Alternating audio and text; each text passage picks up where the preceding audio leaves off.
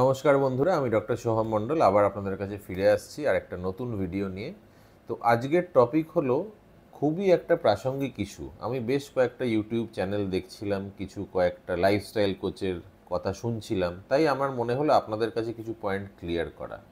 এখন প্রচণ্ড একটা ট্রেন্ডিং টপিক হচ্ছে muscle mass equals to longevity.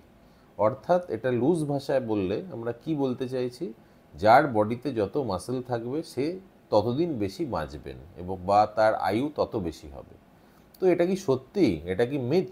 এটা কি মনে হচ্ছে এটা আমাদের মানে একটা গিমিক যে এটা লোকজন বলছে? অ্যাকচুয়ালি না। তো কিছু স্টাডিজ পাওয়া গেছে, মানে হার্ভার্ডেও হয়েছিল একটা স্টাডি, যে আমাদের থাইয়ের মাসেল বা quadriceps muscle mass directly equivalent to longevity.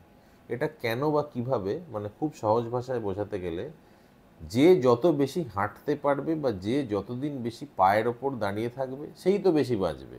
সে তার নিজের কাজ করতে পারবে, সে তার নিজের বাজারটুকু করতে পারবে, সে তার নিজের দৈনন্দিন কাজকর্ম করতে পারবে, সে কারোর ওপরে ডিপেন্ডেন্ট হবে না। সো কোয়ালিটি অফ লাইফ তার সবসময় বেশি হবে। কোয়ালিটি অফ লাইফ যদি তার বেশি হয়, তার মেন্টাল স্টেট হ্যাপি হবে। তার মেন্টাল স্টেট যদি হ্যাপি হয়, তার স্ট্রেস লেভেলস কম থাকবে, অ্যাংজাইটি ডিপ্রেশন কম হবে। এই সব কটাই কি কোরিলেটেড না যে তার লংজিভিটি বেশি হবে? আপনারা একটু ভাবুন আর কমেন্ট করুন।